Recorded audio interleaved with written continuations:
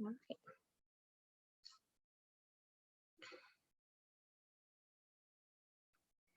Hello, everybody. Welcome, welcome.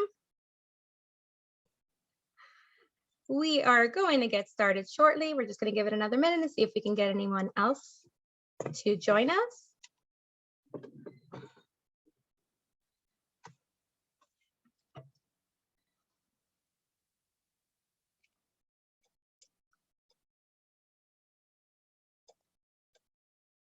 Okay.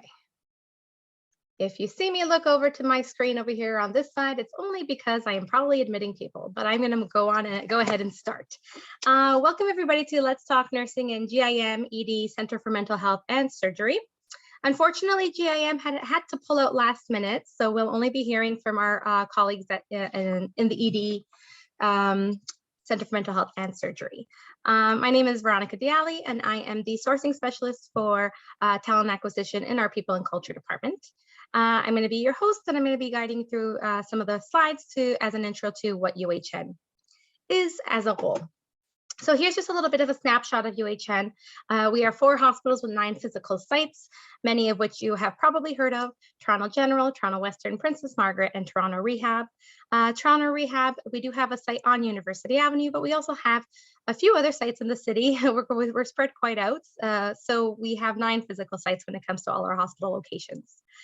We are lucky enough to be the only school organization in Canada that has a school attached to it. So the Michener Institute of Education joined us a little while ago, and it's really great that they did, because now we, as you know, professionals have a say in what the students are learning and what they can bring back to us in our hospitals and the hospitals across the GTA. We do have 7 research institutes. I'm going to get into that a little bit later.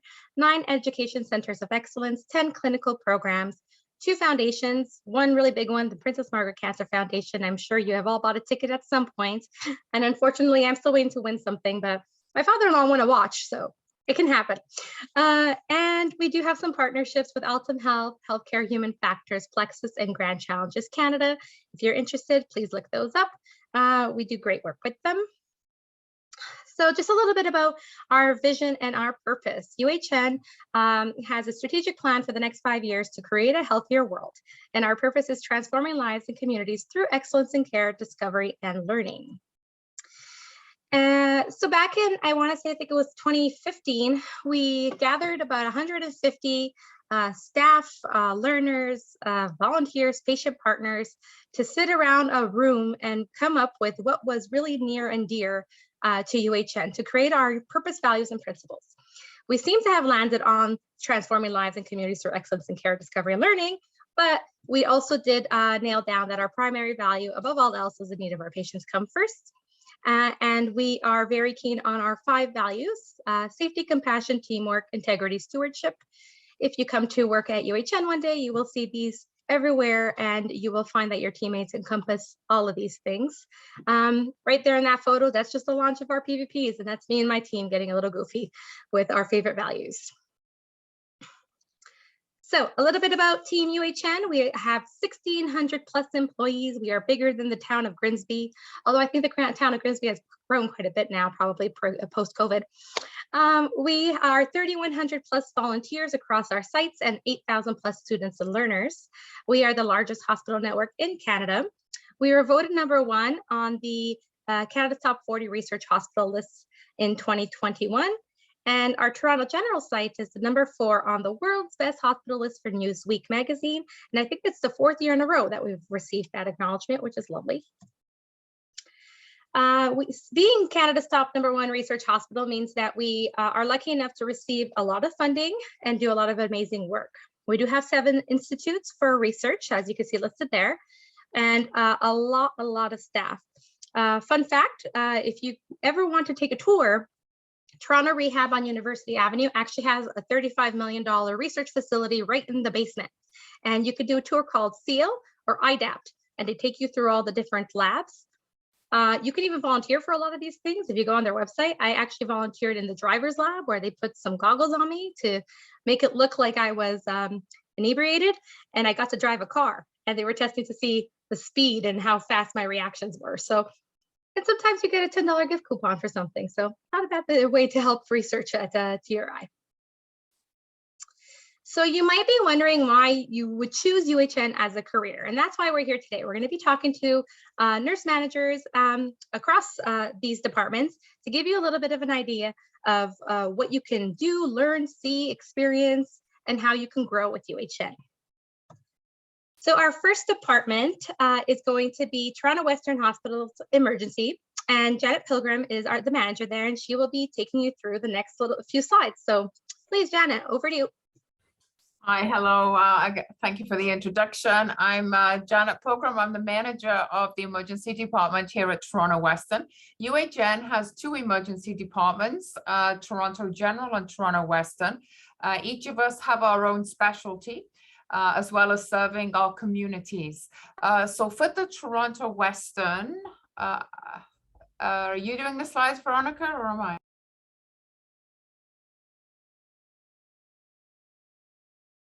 Yes, sorry, go ahead. Oh, I can't hear you anymore, Janet.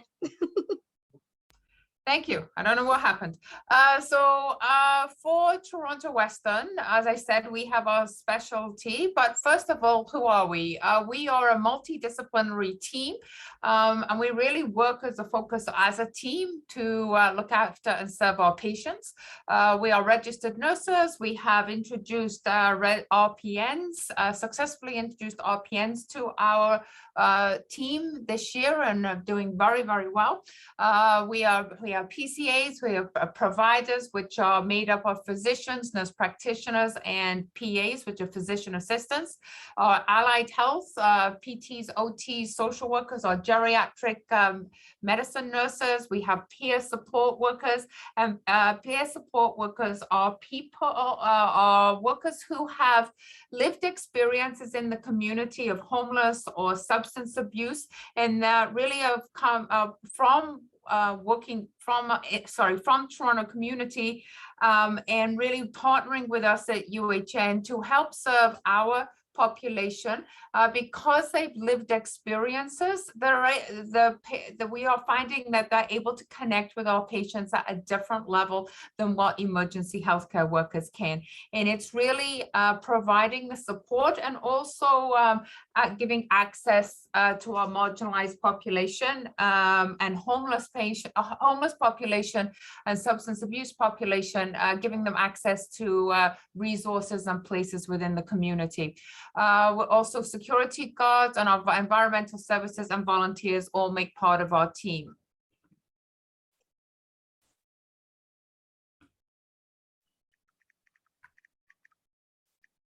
Oh, you're back to being muted, Janet. I don't know why that's happening. I do apologize. I'm not really touching anything. You're doing the slides. I'm not touching anything. So, okay. So our ED is a 37-bedded acute care facility as a diverse patient population with 22 monitored beds. We are the regional stroke center, and we have received stroke distinction from our accreditation Canada. We also are a leader in neurological emergencies, plastic surgical emergencies, and we care for our patients with a range of emergency conditions, on cardiac, neurology, orthopedic, ophthalmology, general surgery, internal medicine, and mental health crisis. And you'll hear from some of our experts in the field. So our areas are split up into three main areas. The acute care area, it has one resuscitation room with 11 beds. All our rooms are cardiac monitored, and this is where our most acute patients come in, requiring treatments, cardiac treatments, life-saving treatments, usually for giving inotropes, arrhythmias, and as I said previously about strokes. Care of the patients requiring cardiac pacing, acute stroke, cardiac respiratory failure, seizures, and altered mental status. And here the nurse to patient ratio is 1 to 3. The next area is our subacute, and this is an 11-bedded area with all cardiac monitors.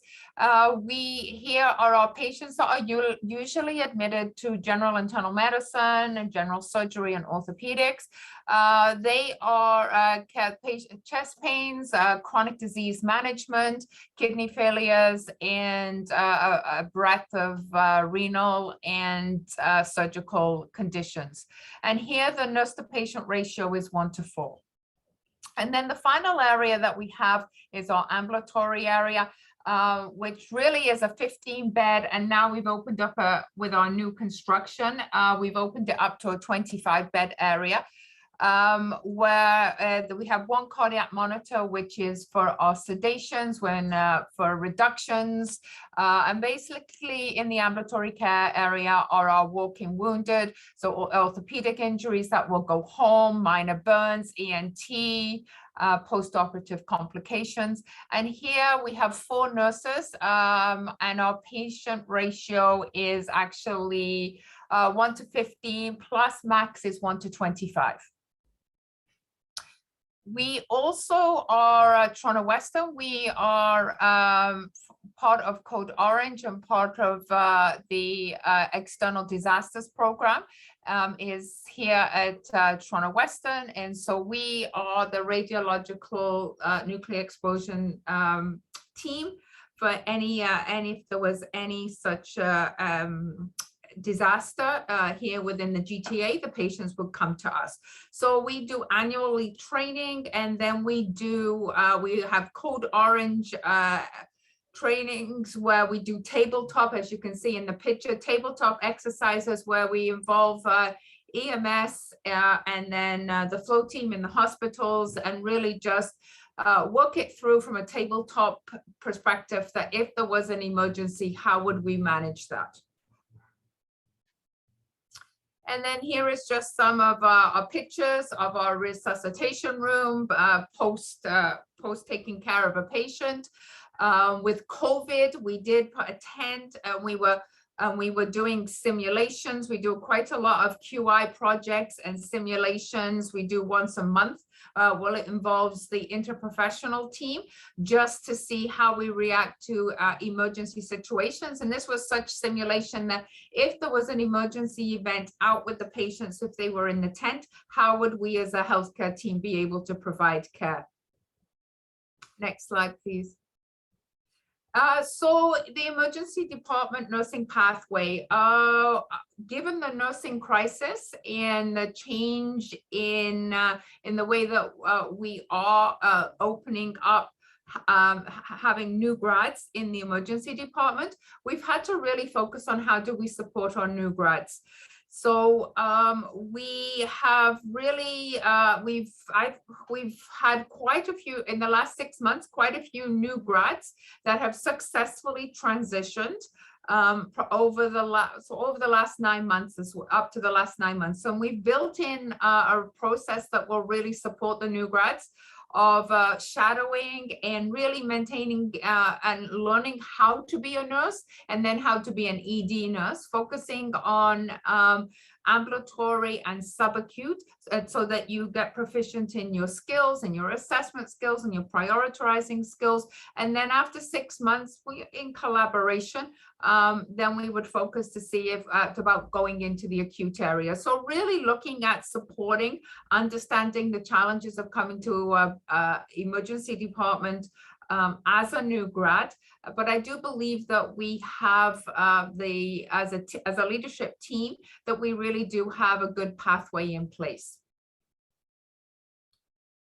And as you are here, as you continue on in your nursing career in the emergency department, there are many there's many workshops and conferences that you can attend. There's the CNA certifications.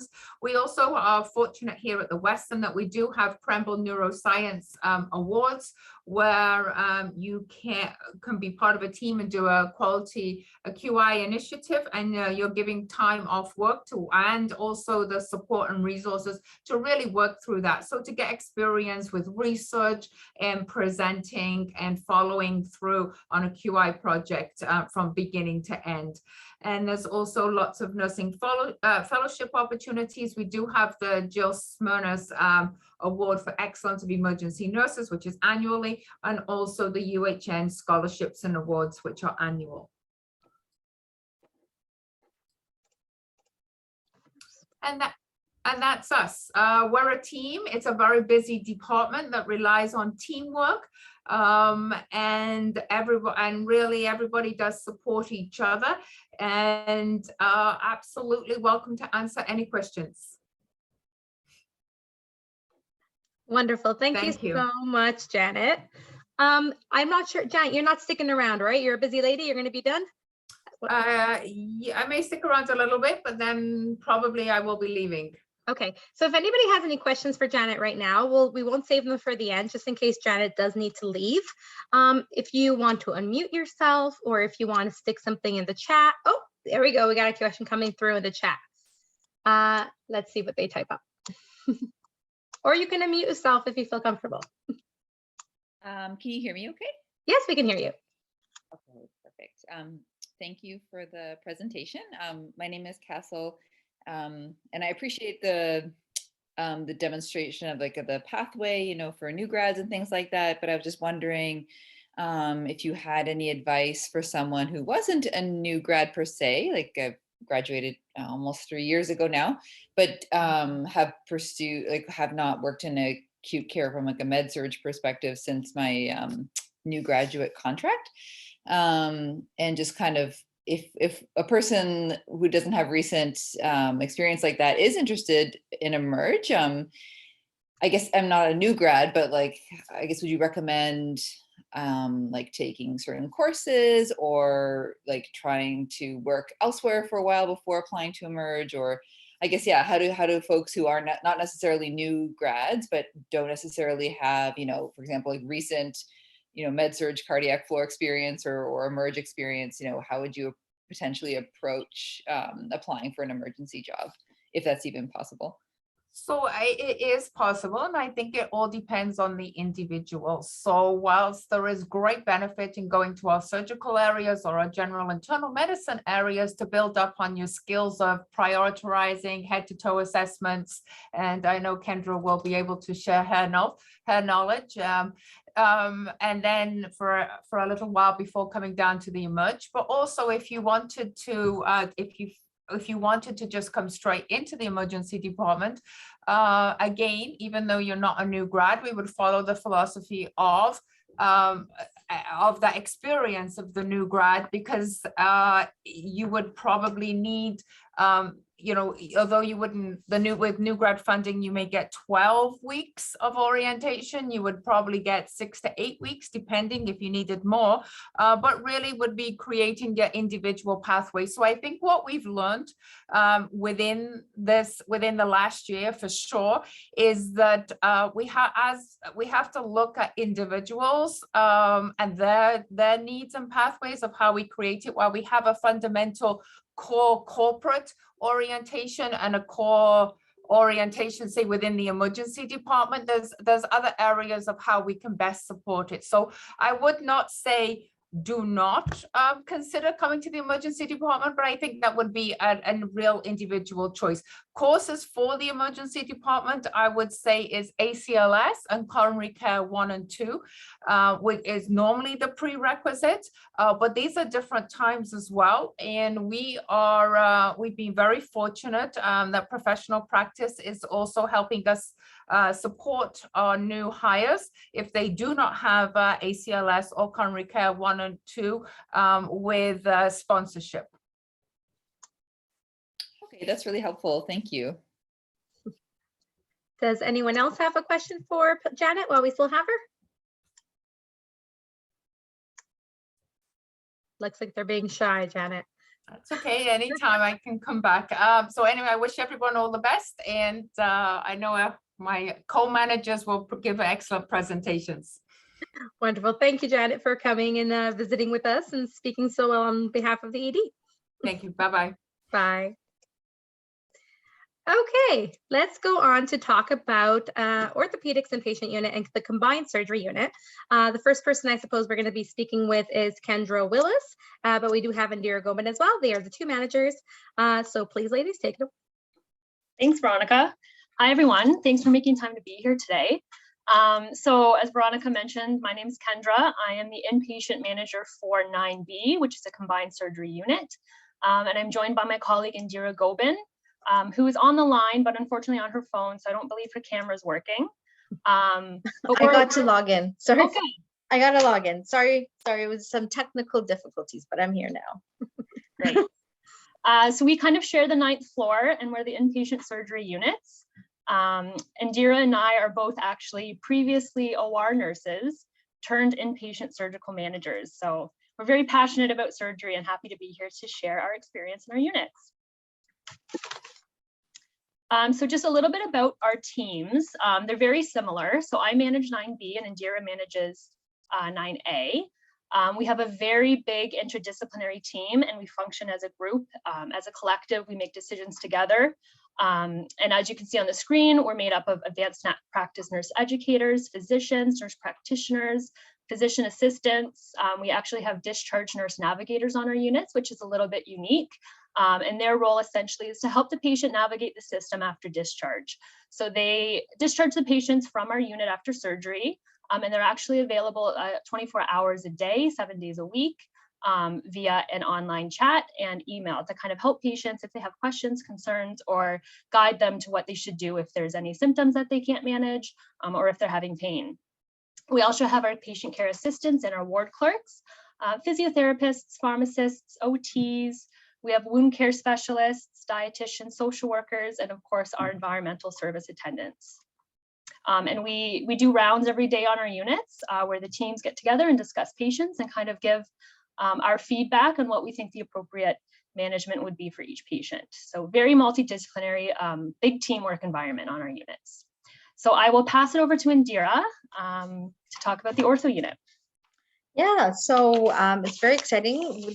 9A is an orthopedics unit. We're part of the Shoulder Arthritis Institute, which is more commonly known as SAI.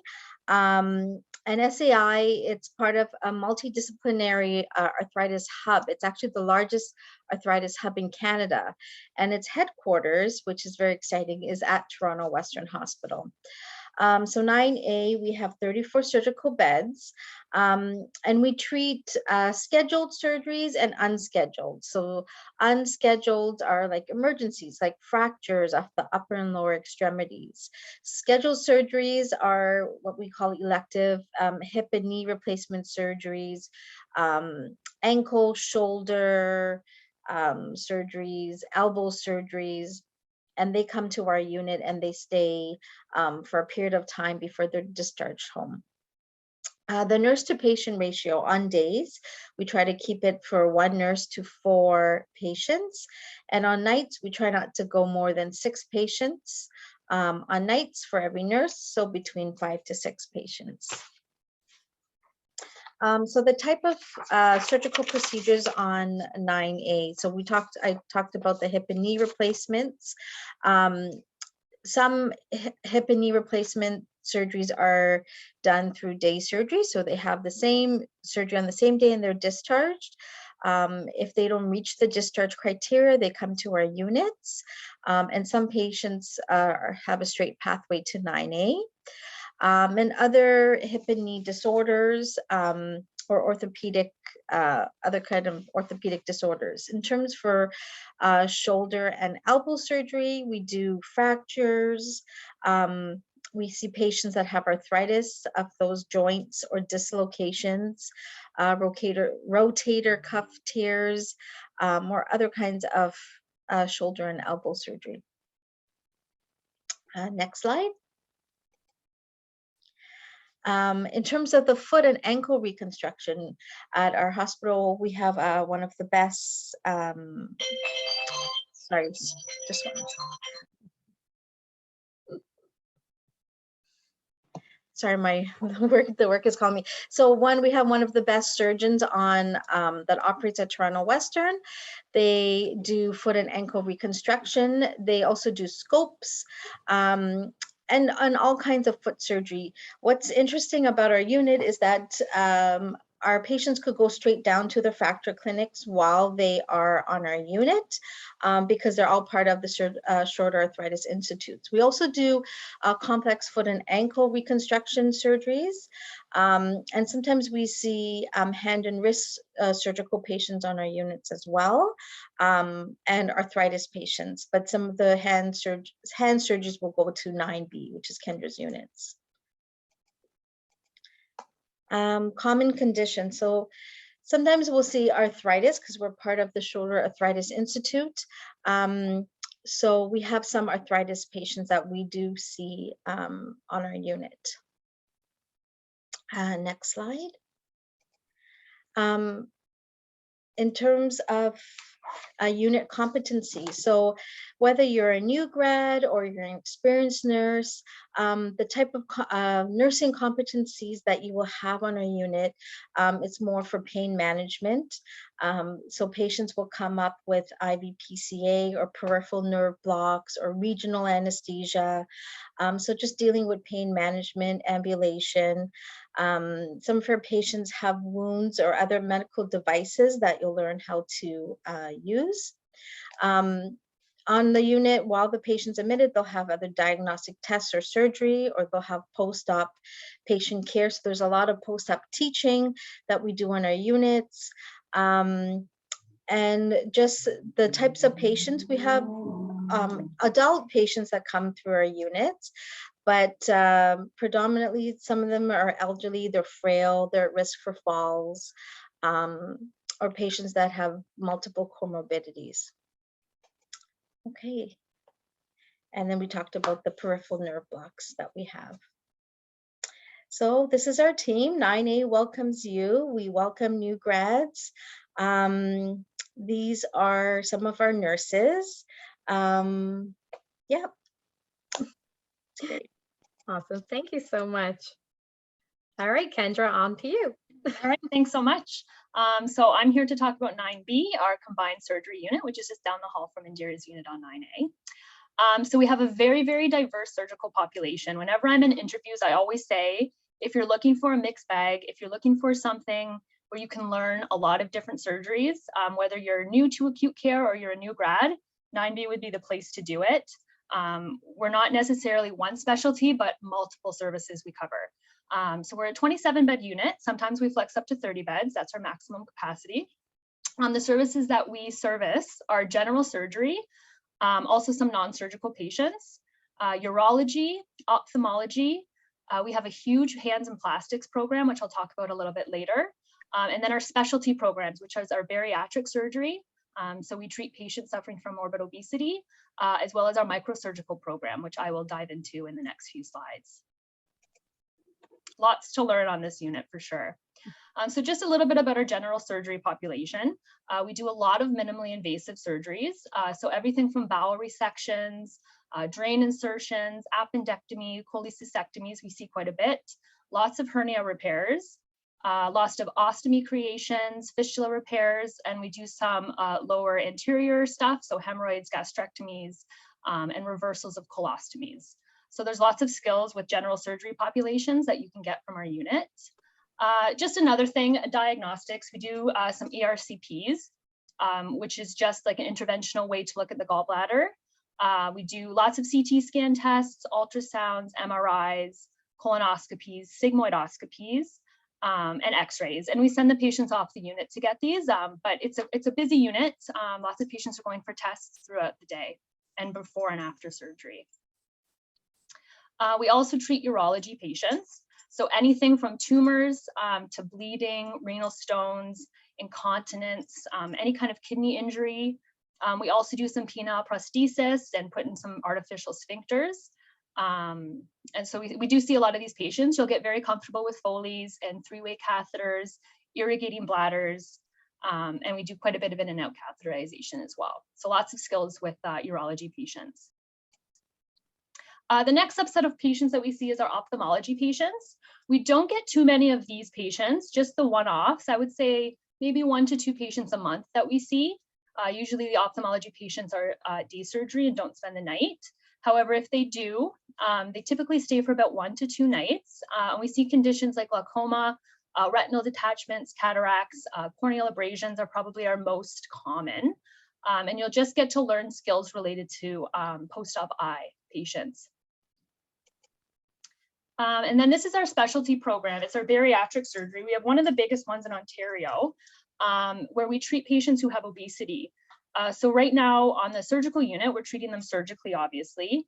We see them post-op after something called a Roux-en-Y procedure. So what they do is they kind of reorganize the anatomy of the gastrointestinal tract and bypass part of the stomach. So they actually create a smaller stomach for the patients to help them lose weight post-operatively. This is a subset of patients that you'll get more information and more education on, just because their post-op experience is a little bit different than others, particularly how we treat their oral intake. So lots to learn on these patients. They typically stay about 1 to 2 nights after surgery. And an exciting thing is we're actually trialing our same-day discharge of these patients. So we're trying to get them home on the same day, which is really exciting and great for the patient. So you can be involved in that process as well. And the last patients are microsurgical patients. So this is our big hand and plastics program that we have here. It's very exciting. We actually get to see some trauma cases. So what we take care of are our replants, our revascularizations, and our elective microsurgical reconstruction cases. So revamps of fingers, reattachments of fingers. We actually had Canada's first upper limb. So it was a forearm and a hand transplant in 2015, I believe, and we took care of that patient post-op on this unit. It does require extra education. So we typically have nurses on the unit for about 6 months until they're comfortable with post-op journeys of patients. And then we get them special trained in our microsurgical patient population. So this is one-to-one nursing. You take care of the patient post-op, you do things like heparin drips. We actually use leeches still. And I actually had a picture of a hand with a leech on it. And I thought, I don't want to scare anyone away. So I took that off, but it's very, very cool. A cool modality to increase blood flow to that limb. So these patients are in a warmed room to increase blood flow and circulation. And like I said, it's one-to-one care. And we can see them as an elective case or an emergency case through Emerge. So that's just a little bit about our unit. Lots to cover. I don't even think I scratched the surface, but we're an amazing team. Teamwork is great, and we welcome you if you decide to apply. Thank you. That is so interesting. I would love to have seen that leech picture. I think next time you're going to have to put it on there for us, Kendra. I'll do it. I'll do a video. Amazing. Well, thank you very much.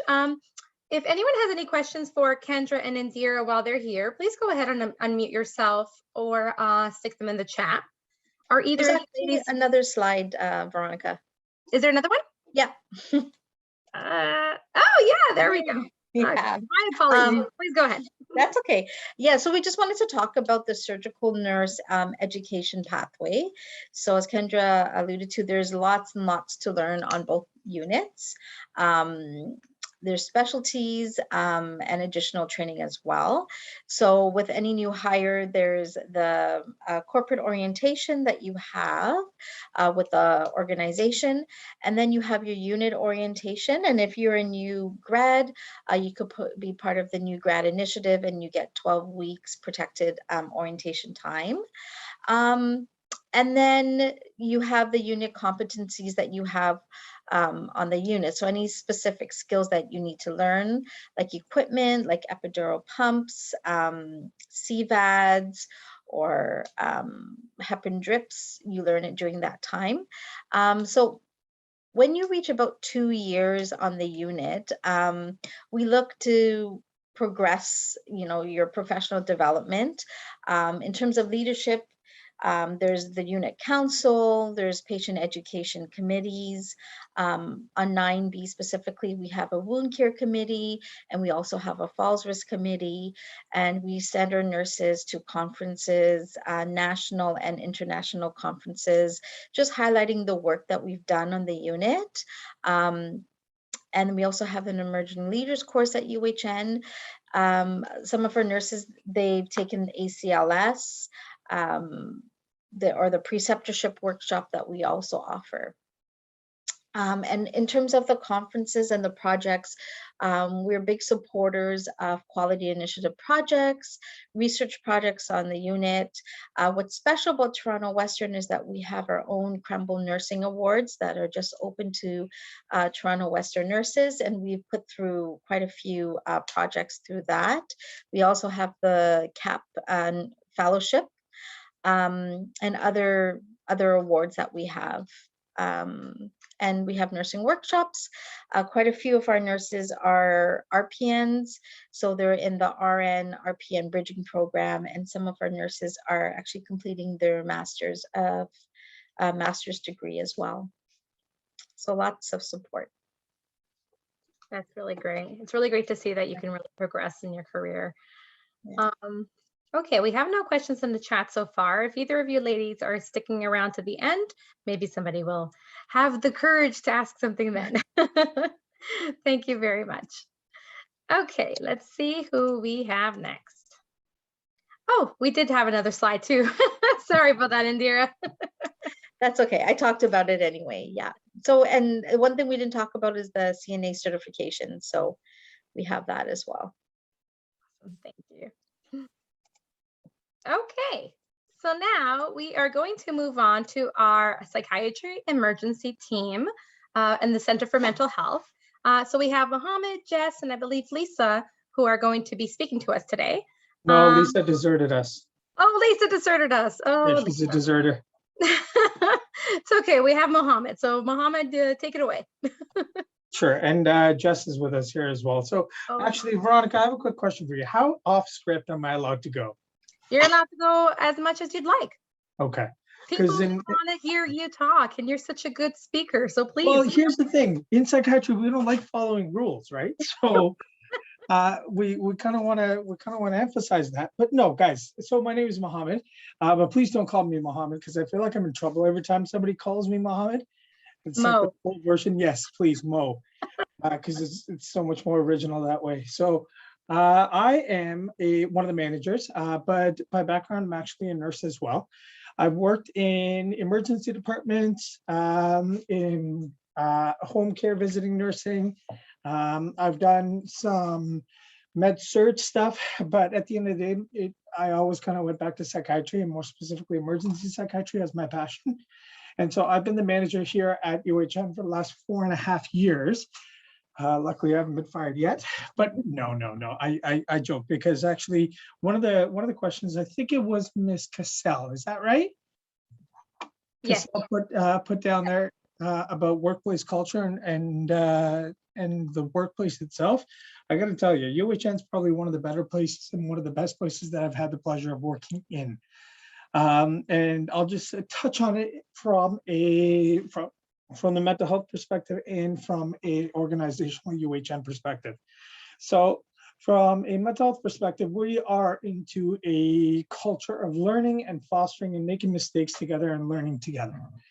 At the end of the day, it's not one of those punitive types of processes where you make a mistake and you get your hand slapped. No, every mistake that we make is a learning opportunity. And that's especially true in psychiatry and mental health because we all make mistakes. And sometimes those mistakes lead us following down a path that we never intended.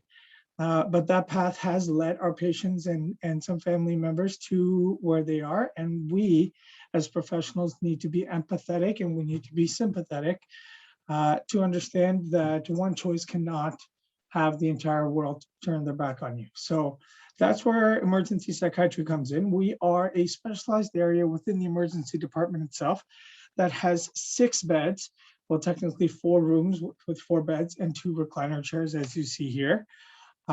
We take care of all of the mental health and addictions population. I believe I'm going into the next slide when I say this. Just like the other folks, the really capable Kendra, Indira, and Janet said, we work in an interdisciplinary model. The interdisciplinary model includes PSWs, nurses, obviously our admin staff, but we are also a huge teaching hospital, and the teaching hospital entails a lot of medical students, a lot of residents, nursing students. So we love learners here. And it's something that we rotate through every single year. But if we can get them to have even, 10% of if we can provide 10% of the entirety of their learning throughout their time within PSU, then I think that's a job well done, because there's lots to learn. There's a lot of variety that walks through the door. And that's what's great about mental health nursing. No 2 days are alike. I can honestly tell you, no 2 days in my psychiatry career has been the same. Sometimes you laugh, sometimes you cry, but at the end of the day, we work like a family. And that's another very unique thing about mental health nursing and the PSU.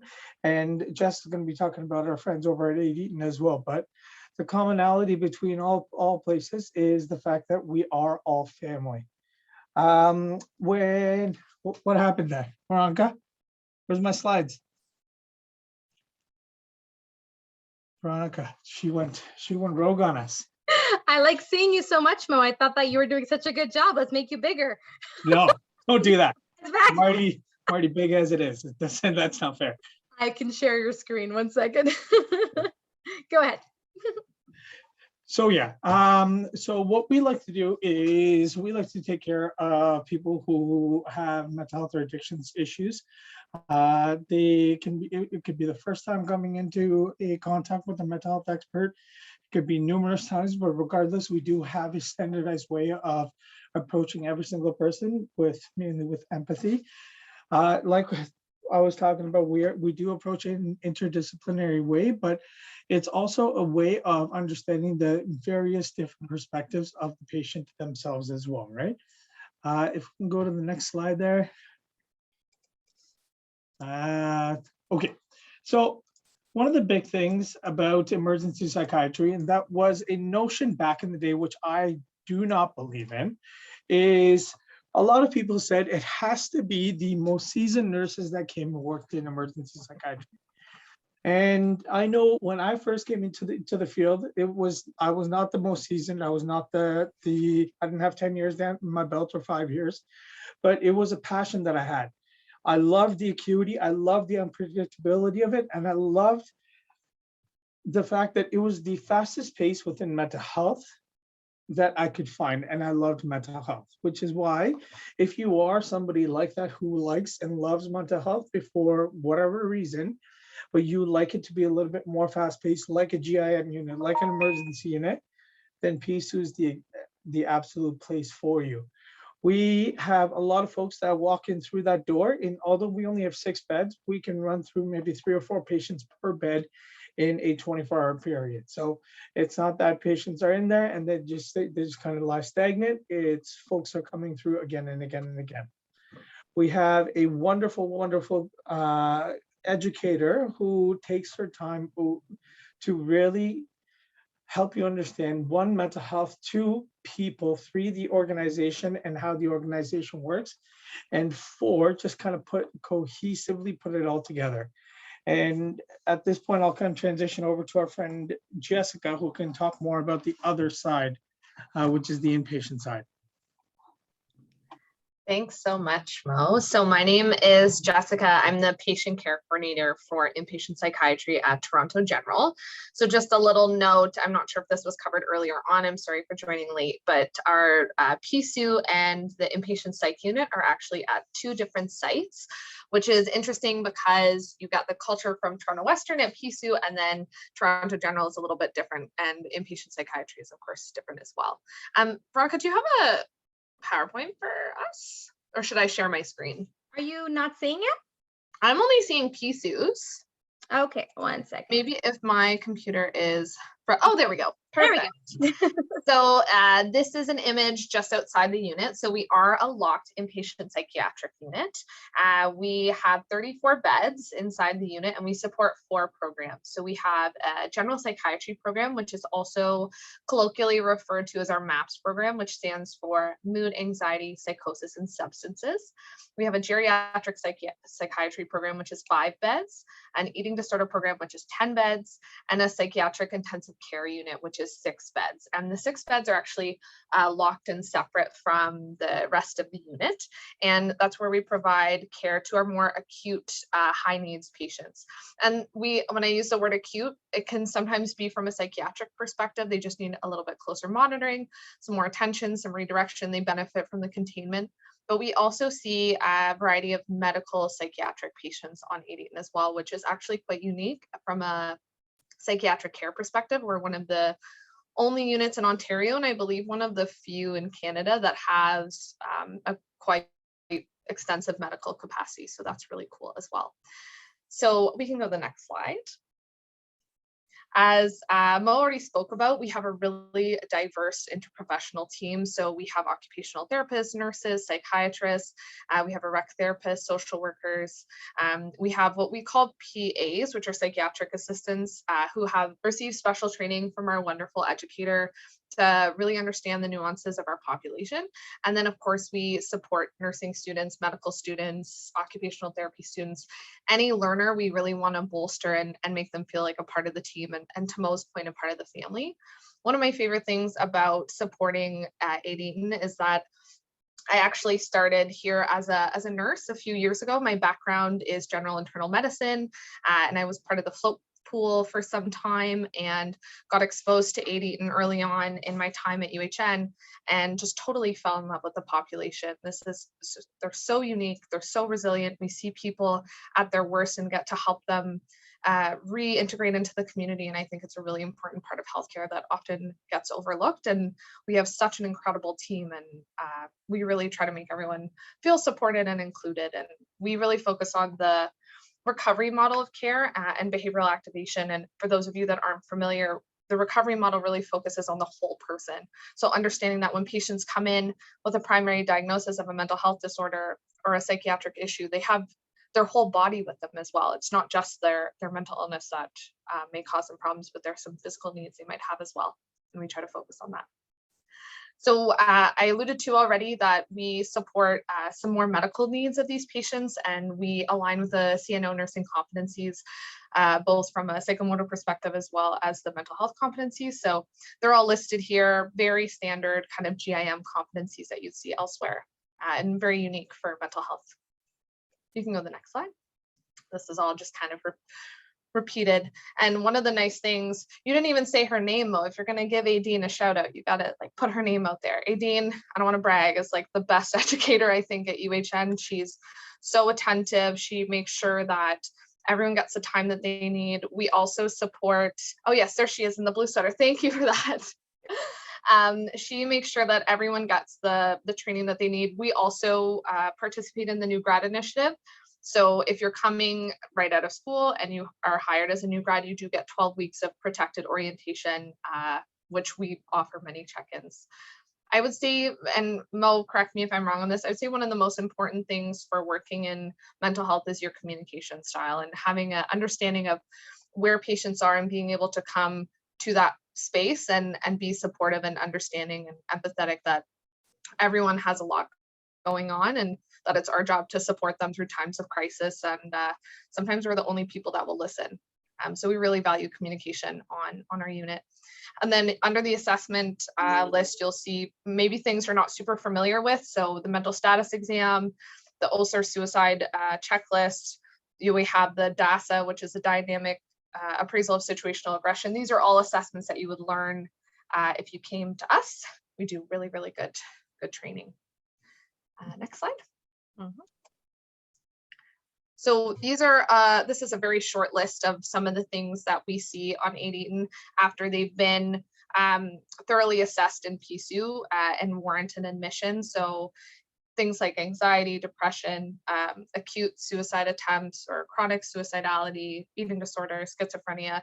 The DSM is a over 1,000-page book. And so there's lots of different things that we see on our unit. Next. I think that is it for you guys, but you guys can go ahead and speak a little bit more if you'd like. No, I think if anyone has any questions about PSU or inpatient psychiatry, we are, I think, the right people to answer them. Both Mo and I have a pretty big passion for our mental health center family. So take it away. And we got Aideen here. And Oh, I she would just joined? like- yeah, I see her, I see her face there. Well, I see her. Meeting. There she is. Hi, And I everyone. would just like to note, it's not because of mental health that I lost my hair in that picture. Okay? So that's because of marriage. That's not because of mental health. I would just like to point that out. It's the reason I have white hairs. So that? I just see a question in the chat. So does PSU operate as a part of the emerge, or is it totally separate? That's a really good question. It's a great- Mo, you want to answer that? Sure, it actually is separate. So even though we work cohesively as a team, there's a lot of functions that are intertwined. So we do get patients right from the triage area right into our PSU. And if we need to swap patients out, if we need to collect some medical interventions that are a little bit outside of our purview, these are things that we do use the help of our ED counterparts, but we are technically two separate units. And the reason being is we rely on each other's clinical expertise quite a bit, but it's nice to have both of them there when you need them. A lot of the things that we do, and this is just kind of touching on what Jess said, is we don't look at the patient as separate from like mental health and physical health, right? Which is why we take care of a lot of the physical interventions in PSU, because we don't think it should be separate, which is why, but if we didn't need any kind of interventions that were a little bit outside of our scope of practice, then we have our ED colleagues right there and then. Right? I want to hear some of your voices. Come on, guys. Let's Yeah. unmute. Let's hear some voices here. Let's see if we have anyone who's brave enough to speak up. That's right. I see Cheryl here. I'm pretty sure Cheryl's the one who taught me Epic. Are you not, Cheryl?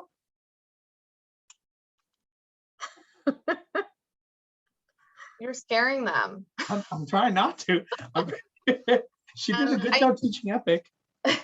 I think another important thing to note is if you're not familiar with the mental health field or you haven't had the opportunity to have a placement, I think it can feel really daunting because there is this historical notion that, you know, you need to be among the most seasoned, strong communicators and have the kind of best assessment skills.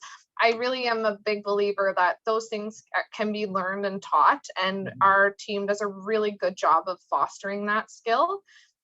Whether it's through PSU or through AD, and we have the benefit of sharing the same educator and the same orientation plan in a lot of ways. So those skills really can be built, and you know, everyone on the unit really enjoys being preceptors, and we really try to build that capacity. You know, and we want everyone to feel comfortable reaching out and speaking out. You know what, Jess, thank you for touching on that, because one of the changes that we have made in PSU is really embracing newer folks or new grads into the PSU environment. And maybe Aideen can touch on that a little bit more, because we just kind of, again, touching on what Jess said, a lot of things can be learned. And I really don't want you guys to feel intimidated coming into any environment, whether it's us or GIM or surgery. You guys are not alone, right? You guys, one, have your colleagues that you're going to be starting with, and two, every one of us have been in the exact same position that you've been in, right? And sometimes it sucks, but over here anyways, I find that they do a pretty darn good job of not making you feel alone. Last, I would say, Aideen, correct me if I'm wrong, what last 4 out of the 6 hires I've had were all new grads? Yeah, absolutely. 4 or 5 of them. So Yeah, at least 5. yeah. So we know that it can be scary. We know that it can be daunting. We know sometimes you just feel way overwhelmed, especially with the a lot of you guys have been affected by curriculums that didn't have placements or didn't have mental health rotations and those types of things. So, but at the end of the day, 99% of the things that I've learned has been on the job. I still needed that 1% that I got from school, and I really, really value it. But a lot of the things that I've learned throughout my career has been on my job. And we will do the same for you. Not just us, Kendra will, Indira will, Janet will, any one of us here at UHN will. I just want to go back to the chat. I see someone wanted to ask a question about workplace culture. Was that related to the PSU and being ED? I'd love to explore that because I think that's a really important part of trying to pick an organization that you want to work at. Yeah, Cass, do you want to expand on that? My question, I mean, to be honest, I'm not as coming from mental health and addictions. I was looking more to the medical emerger units when I was asking that, because I started in med-surg and my experience in the workplace culture was not great. And that's why I switched to mental health, because I had a great team and I loved it. Mental health also. But I mean, certainly for the benefit of other folks, I think any unit, that's now that I've worked in nursing for a few years, like that's one of my biggest things is like, what's the unit like, and are people, because there's a lot of bullying and, even, I don't know, can be quite intimidating to be a new grad or even just a new nurse on the unit. And sometimes you go into a culture and there's a lot of things you didn't realize from the interview. So I think, how units deal with that kind of stuff and making sure that people do feel welcomed and not, shamed or afraid or, have a hard time with that. I think that's super important in all workplaces, not just nursing. But anyways, I'm kind of rambling now. So anything to speak to that I think would be helpful. Ms. Cassell, that's a great question. I think Indira wants to answer that. Can you guys hear me? Yeah. Yeah, no, I think that's actually a very great question. Work culture is very important, and work-life balance is very important as well. I could speak at least from my unit for orthopedics, we have a very good mix of a staff complement. So we have a cluster of new grads, we have a cluster of nurses that have like 5 to 10 years experience, and we also have another cluster of nurses that have over 20 years experience, and just having an engaging environment, a culture of growth, a culture of constantly learning and working together. So in terms of the work culture balance, what we do is, like, when we do a lot of quality initiative projects or like research projects, you can see that the staff complement works together, and we learn from each other. So you could have a nurse that's been nursing for 20 years, they learn something from a new grad. Vice versa, someone that's a new grad, they learn something from someone that's been nursing for 10 years. And also working in a multidisciplinary team, we respect each other's professions, we respect each other's work ethic and the work that we do and contribute. So I could just speak from my unit, but I'm sure all the other units are the same. It is one of the reasons we like to bring together all the managers and have sessions like this, because they really do believe that once you see how passionate our managers are and our nurses are, that you will see that the people you will be working with. And I think it's a great indicator for the type of work environment that you're going to be in, right? So Mary says, thank you for this great presentation. It was amazing to hear something from your job. I worked as a nurse for more than 25 years in Romania, and I am now in the process of registering with the CNO. I love my work and I miss it. Oh, Mary, we hope you'll get back right into it. We'll take you. We'll take you. There's somebody who has their hand up. I don't know who it is. Yeah, let me see. Hi. There we go. Hi, go ahead. My name is Roa. I just have how long after graduating do you still consider someone a new grad? Because I graduated like almost 2 years ago and I still feel very new.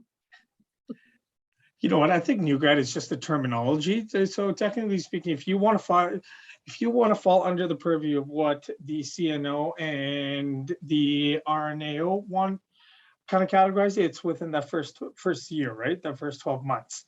But at the end of the day, new grad doesn't necessarily mean like you're a new graduate. You're maybe just new to the actual field itself, or just like Mary's case, you're a new graduate into Canadian nursing, or you're just a new nurse, period. So at the end of the day, our approach is no different, right? We look at where you feel like you need the most help, and that's how we focus our orientation to help you understand, to help you kind of thrive the best way that you can and understand, learn in a way that fits you best, I guess. Because again, the new grad term doesn't really mean anything, gives us a little bit of a framework, but it's still very individualistic, right? So for some people, we've had to give 6 weeks of orientation. Some people we've had to give 9 weeks of orientation. Some folks really wanted like the med surg aspect for a little bit longer. Some people wanted a little bit less. So again, it's really dependent on the individual. And Kendra? Yeah, I agree with that. Just to go off Mo's point, our educators do a fantastic job of tailoring the education to fit what you need. And everyone comes into these roles at a different stage in their career, different skills, different knowledge. So we really tailor orientation to the person and not where you're at in your career. So don't let that kind of scare you away in a sense. You know, we start from the ground up and everyone's considered a new grad until we learn what competencies they need, you know, what areas you want to grow in, what areas you already know. So it's individual. And I think we do a great job of that. Yeah, Right. I could also speak. So coming into this role, I was previously a nurse educator. And I think what's really special about UHN is that we complement the clinical manager with the nurse educator, and we work very, very closely together. So that really was an easy transition for me because we appreciate practice to work with performance. So whether it's a new grad that just graduated like a month ago or someone that's kind of been out of practice, we value the experience that they have and we work together as a team. And the opportunities for growth at UHN is like nothing I've ever seen in any other organization. There's so many opportunities, even for nurses, to lead your own research project. And I came from another organization and that was just unheard of where I was from. So lots of opportunities for growth, lots of career advancements, learning different things, doing different things on the job. It's definitely the place to be if you're looking for that. Go ahead, Jess. I think, yeah, I just want to use myself as a good example of that. You know, I've only been nursing about 5 years and I started with NRT. I transitioned to psychiatry. I started my master's. I am the PCC for this unit. And I've also had the opportunity to fill the AOS role. So which is the effectively after hours supervisor for the unit. So, or for the hospital, sorry. So there's lots of opportunities. And one of the amazing things about this organization is they don't say no to people who want to reach for the stars. You know, it's really promotes professional growth. And that's, I think, what we're looking for as young aspiring nurses and aspiring nurse leaders moving forward. So it's a really great organization for that. Awesome. Thank you, guys. I did get 3 questions privately sent. I guess the first one is for all of you. What kind of qualities do you look for in a nurse when you are hiring? Who wants to go first? A good question. You know what? For me, it's always about somebody who has the right attitude or who has a good attitude. And 2, it's somebody who has who's open to learning, who's open to understanding the culture and the units and the needs of our patient. And the third thing for me is punctuality. I guess, I mean, like, for me, punctuality, that's just my own thing. But somebody who is on time for you and on time for your patients is somebody who really respects themselves, their job. So those are the 3 key things for me. I'm sure folks have a lot more, so I'll let you guys go on. I can go next. Yeah. So yeah, very similar. We want someone who wants to be here, who wants to learn what we're offering. Definitely punctuality is a big one. And just someone who wants to grow. Like we said, like there's so many good opportunities for growth here, and it would be a shame to kind of have someone who didn't want that. But even if you don't want that, just someone who's dedicated and who will show up every day for our patients, I think is a big thing. And respect and civility, going back to workplace culture, that's a huge one. And I think UHN really pushes that, which is great. Yeah, I just wanted to add to that also. Another important thing is just someone that has an inquiring mind, that wants to think outside of the box. And it's not just, okay, it's the same patient every day, you know, day to day. You want to bring it further. You want to think about it. You want to, you know, maybe have a quality initiative project. But if you don't want, you know, you don't want that, there's other opportunities for growth, of mentorship, for teaching. There's nursing skills that are learned. Not everybody comes with a big bag of nursing skills. That's learned on the unit, but it's really the intrinsic factor of the candidate that we really look for. Jess, you want to add anything? No, I would agree. I think those are all really excellent things. And I think not letting your lack of experience get in the way of you seeking experience. I think that's a really important thing.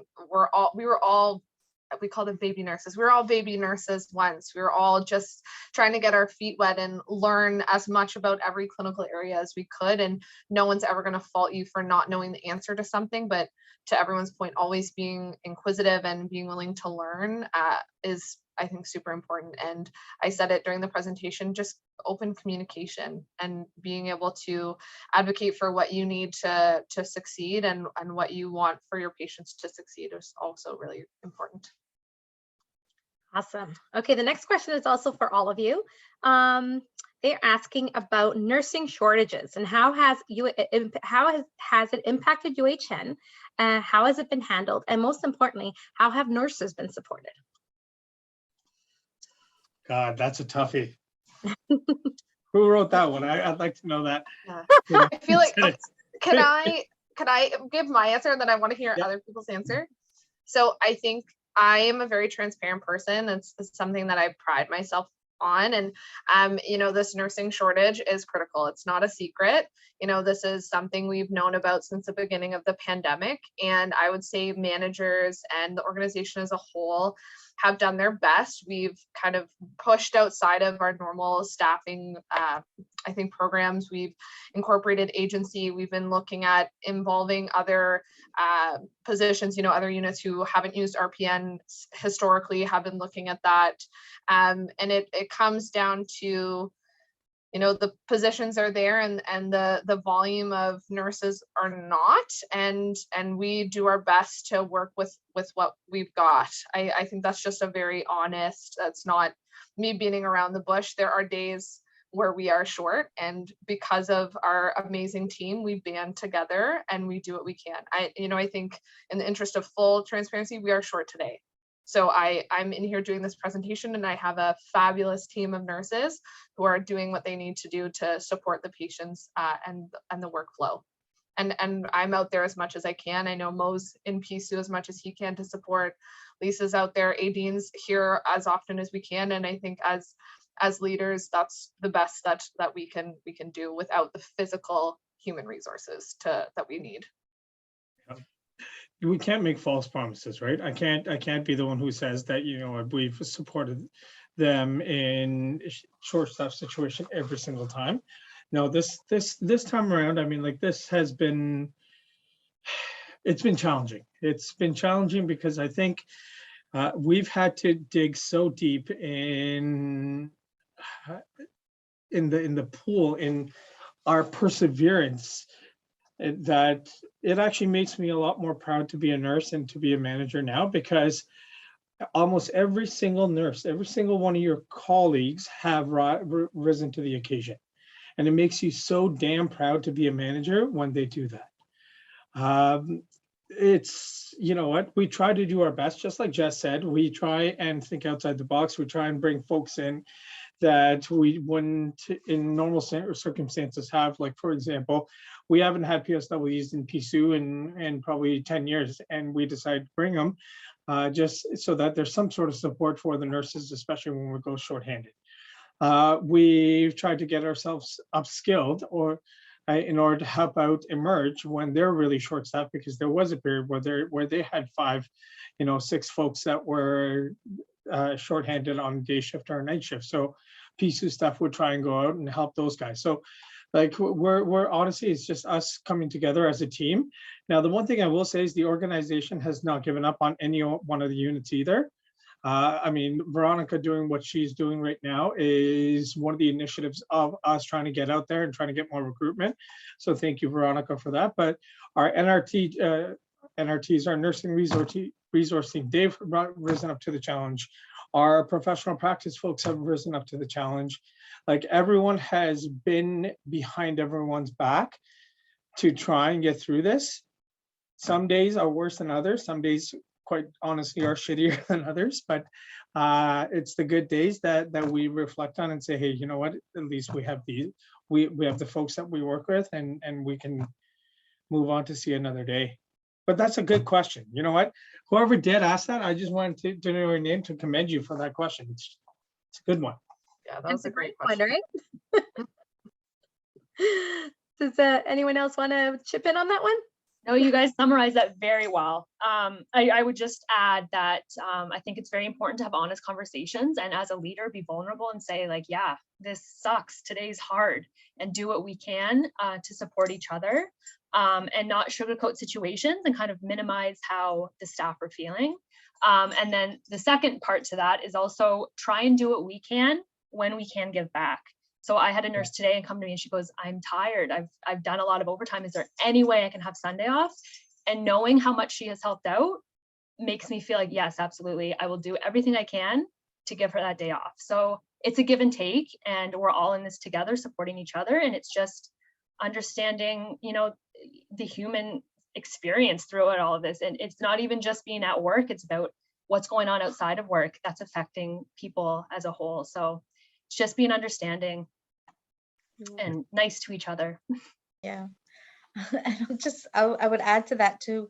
It's just really working with, your staff as people.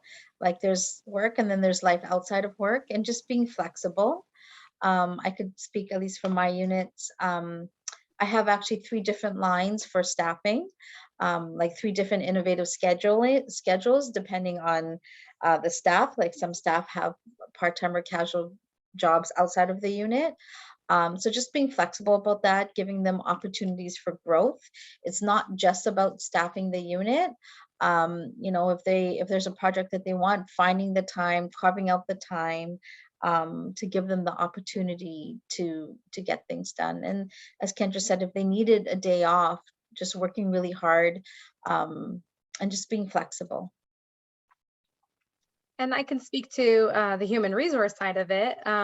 We've actually hired on a nurse into our talent acquisition team to help us really hone in on strategies and ways that we can reach out and get collective feedback. And we're holding nursing forums, and we're trying all these social media things, which we haven't done before. But we are definitely trying. We're getting out to the schools, we're talking to the students, and hopefully we will, like, info sessions like this really will show how personable the units are and how much you guys care about your work and your teams. So thank you for being here also. Okay, so I do have a two-part question for the psych team. So Jess and Mo, somebody wrote, I do get a little bit nervous with the idea of working with mental health and unpredictable behaviors. What are your tips for overcoming this, and what kind of nonviolent interventional training can I expect? Jess, you want to take it first, and then I'll go? Sure. I think we have 2 differing perspectives, because Mo comes from the emergency space and I come from the inpatient setting. And Aideen, feel free to jump in at any time, because I think this would also be in your realm as well. So I think I recognize that that anxiety, I think, is present in a lot of people for a myriad of reasons. You know, not getting the exposure in school. Maybe it's not a clinical area you've ever been interested in. There is stigma out there. That's not a secret. That makes the population a little bit daunting to people if you haven't been exposed to it. So I validate that anxiety. I think that's coming from a real place. And then I counter that with, you don't know until you've tried it. And you will see that this population is very similar to anyone you would meet in medicine or surgery or emerge, like the general emerge versus psych emerge. And that it's all about your communication style and your approach, your situational awareness, the training that we provide. We have a crisis intervention training. There's other external courses that are available that help kind of bolster the communication needed for this population. And patience and knowing your resources. So knowing the team members you can lean on. I brag all the time that we have, I'd say, one of the best security teams, arguably in the city, certainly from a psych perspective, or site perspective rather. We lean on them a lot, and we never, if someone's not comfortable approaching someone, we never expect them to do it alone. So knowing that there's always people around, and that we support one another with the people they don't feel comfortable with. Yeah, I agree with Jess, and it's a very similar approach in PSU as well. The only thing that I want everyone to remember is folks that are on our side of the glass are just like you and me as well, not just patients who are sitting in GIM or surgery or whatever it may be. Any one of us can go through a mental health crisis, right? So, and I always want us to remember, like 1 in 3 folks are going to go through some sort of mental health crisis at some point in their life. I'm pretty sure that's almost every single one of us at some point in our lives, right? And there are going to be situations that people are going to be feeling like they have no control or they have no power, just because of the circumstances, just because of everything that's kind of led them to where it is. When you look at it from that perspective, you really try and find out where that responsive behavior or where that escalating behavior is coming from. And that in itself will help you craft a empathetic response on its own, right? It's not something that you have to have a specific type of skill for. It's really just understanding who that person is on the other side. Because I'll be completely honest with you there. Some of the things that we have to do in order to keep a patient safe are things that are quite ethically questioning, right? So placing somebody in a locked unit, that's extremely scary for somebody, and everyone needs to understand that that is scary. Even though if we are the ones who are locking the door, it's still scary. So if somebody's going to be displaying a responsive behavior because of that, we just need to understand what are the reasons for it and how can we come to an understanding and what can we do to kind of alleviate their stress. That's it, right? On top of that, we do provide a lot of one-to-one education, both from our educator. We have our Pinel training that happens. We have our PD days, which are professional development days, where we go through the Pinel restraints, where we go through all of the documentation, the approaches. And on top of that, of course, the SMG, which is Safe Management Group, which is the official training for crisis prevention. So that's the big thing. Aideen, anything you want to add? Very well said. And I just want to say that we'd never put anyone in a situation that they feel uncomfortable with. And, you know, I remember my anxiety when I would go in and look at a little infant and a baby and feel totally anxious, and labor and delivery and some of my experiences. But absolutely, we also do communication and de-escalation courses as well. That's part and parcel of our orientation. And one thing that I just want to mention as well, in kind of regards to the nursing shortage that we all want to be very transparent that we're all going through at the moment, is our flexibility in orientation. We've got folks that because of other positions and other jobs, they can only do an orientation on a Saturday or a Sunday. We will accommodate that. We've got somebody that could only do orientation, late in the evening. We will accommodate that. So it goes back to all of us coming together to be flexible during this time. And the main thing that we want is enthusiasm, and as Mo said, openness, and also openness to change our mind views as society changes and be willing to change our attitudes with society as well. And I've been in nursing a long time, probably before many people here were born. And I've worked in several different countries, many different hospitals. And I honestly, I say this all the time, UHN is the best hospital I've ever worked in. Fantastic opportunities here. And to Jess, saying that, the opportunity to be the AOS and is currently the PCC, over the last couple of years, when I think of folks that I know came in 5 years ago as a new grad with no experience and now are doing nurse practitioner courses, CNS roles, research, service coordinators, fantastic opportunities here. And how many folks do we have in PCU that are doing their masters right now? And they're I think we're at 82%. The last time I calculated, Yeah. we were at 82% of our staff were in graduate studies. So one half, I remember at the beginning, I was saying, this is fantastic, yay, yay, yay. And then it was like, oh, they're all in school on Thursdays and Fridays. I know, I remember that. But it's just wonderful. Yeah. That's wonderful. Thank you, guys. And I will speak to just an experience I had. There's opportunities even for staff who are not nurses to be trained in non-violent interventional training. And I took a course already once at UHN 10 years ago, and now at Michener, because my little guy has autism, and I wanted to learn how to not aggressively hold him down when he's trying to punch me. But so there are courses across the whole site that are not just nurse specific that will actually help you. So even if they're not offered by your nurse managers, which most of the time they will be, you will see options like that through our e-learning and performance and learning teams. And just to touch a little bit on what Jess was talking about, the security guards, I'm also on the Accessibility Council Committee, and we are currently doing extra additional training for our security guards on how to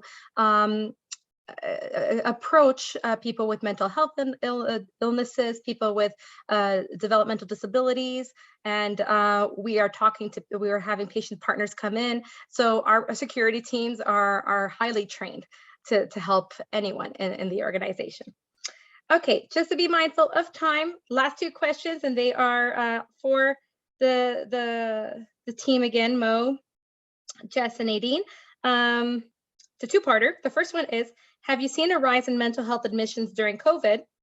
And then the second one says, it may be a little bit of a silly question, but I'm wondering if these patient populations all together on one unit ever gets it rowdy. If anything, we're the more rowdy ones. Yeah, I would argue that the staff are rowdy, boisterous. You go ahead, Mo, and I'll answer from AD's perspective. So I'll be honest with you, I can't say that I've seen an extreme influx of admissions for patients who are suffering with mental health in PCU. But what I can tell you is there has been an extreme rise in our outpatient services. So one of the other areas that I manage is our urgent care clinic, which is almost like a transitionary or bridging clinic for individuals who are going through a crisis, but it's not to the point of emergence, but it is an urgent crisis. And so our numbers has actually quadrupled in that clinic in the last 2 years. And so I can say that a lot of people are having a very hard time out in the community just because of everything that happened with COVID. And one of the most common diagnoses out in Canada is depression and anxiety. And COVID and the isolation protocols, everything has just really prompted more loneliness. Because we had to do what we had to do to keep the community safe. But a lot of folks really, their depression and their anxiety really got exacerbated because of these measures. So we did find that there was a higher reliance on outpatient psychiatrists and outpatient therapists quite a bit. Now, luckily, we've kind of switched modalities to include virtual visits, which meant that we could see a lot more people. And so we were able to kind of control the floodgates, if you will, of PSU, because folks were being seen in the community that they did not need to come into the emergency department as often. What was the second parter? Does it get rowdy? Yes. Does it yes, get rowdy? yes. Yes, it certainly does get rowdy, especially when you have specific diagnoses or specific individuals all kind of conglomerating together.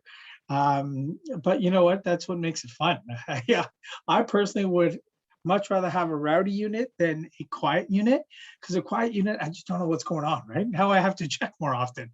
But when it's rowdy, I can hear that everyone's fine.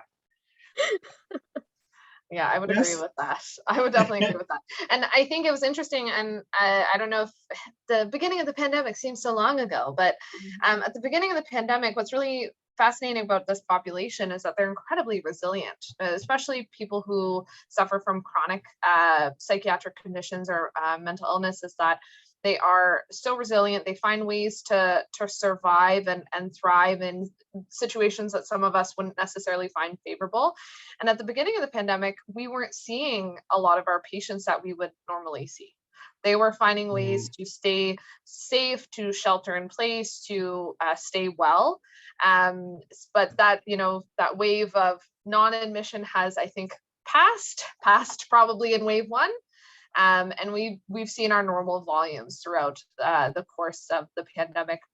Now that we are in wave 100, I would say that, we're seeing our standard average length of stay, which is about 20 to 26 days.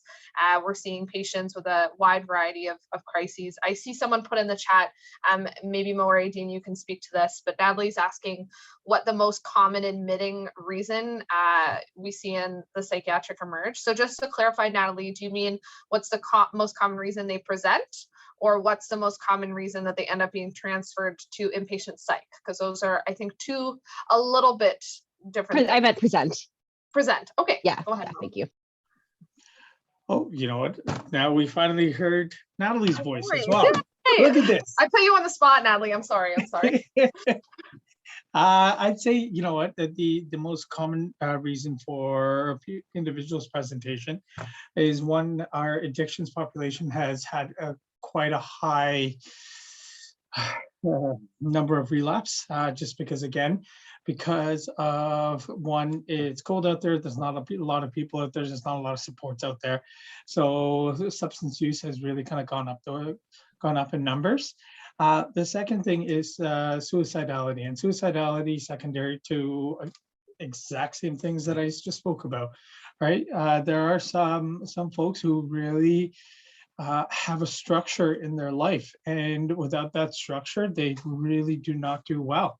And COVID has forced a lot of different populations to restructure what was their normalcy.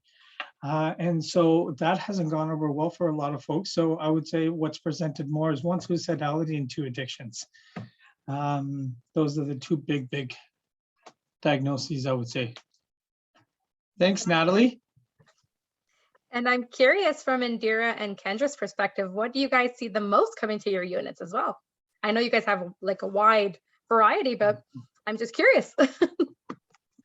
So I would say probably from COVID, we're seeing more complicated patients coming through. So something that would have been a straightforward hip or knee surgery, the patients that we're seeing now, they may have other comorbidities like cardiac issues or blood pressure or other things that they didn't seek medical attention, that they might have sought medical attention before. So in terms of the length of stays, we do have ministry guidelines of when patients are discharged. So for example, a hip fracture, if they're being discharged from our unit to rehab, must be within 5 days to reach ministry guidelines. We are seeing a trend that it is a bit lengthened, just because of the complications that or complicated medical history that patients have. I would say the same for us. A little bit more complex patients, We also have this big surgical backlog to get through. So we do have more surgeries coming through. We do surgeries on Saturdays now as well. With that said, we're up staffing by, I think I have 5 full-time postings up to get our nurses up staffed so that we don't feel this shortage much longer. But in terms of general surgeries, we see a lot of like appendectomies, cholecystectomies, lots of bowel surgery. And then our hand program is very seasonal. So in the summer, it's, you know, table saws and lawnmower accidents, where we see our patients coming in. And then in the winter, it's snow blowers, anything like that. So yeah, we do have like ebbs and flows in our hand program. So you'll see that as well. You must see some very interesting things. So interesting. We actually had 2 patients at the same time with the same table saw injury. So they were talking to each other like, I'm never going to do that again. So it's cool. It keeps you on your toes. Awesome. I don't know. Let me just check one last time if there's any other questions. Oh, so just so you guys know, Castle asked that question about the shortages. She said I could say so. Great question, Castle. Thanks, Castle. Such a good question. Well, I do thank you all for being here today. For our attendees, if I will be sending a video of this recording out to you, please do share with anyone that you think would enjoy listening to the session. If you are interested in a career in any of these wonderful units, you have my email address and you can send me your resume and I will happily forward it along to the managers. Any last words, guys? Apply to UHN. That's right. Specifically 8 Eaton.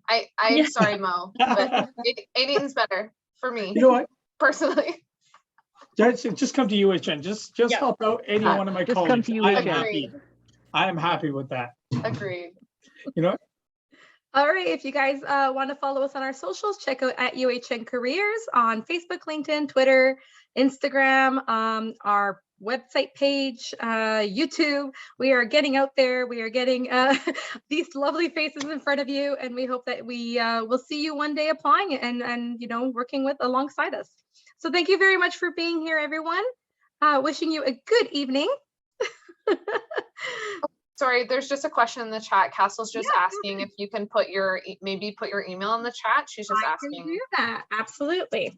So it's veronica.diali@uhn.ca. But you will You get. guys have been awesome. Awesome. All right. Thanks so much, everyone. You've been a fun group. Have a great day. Bye, guys. Thanks. Hi, guys. Apply to UHN. Bye. We'll see you soon.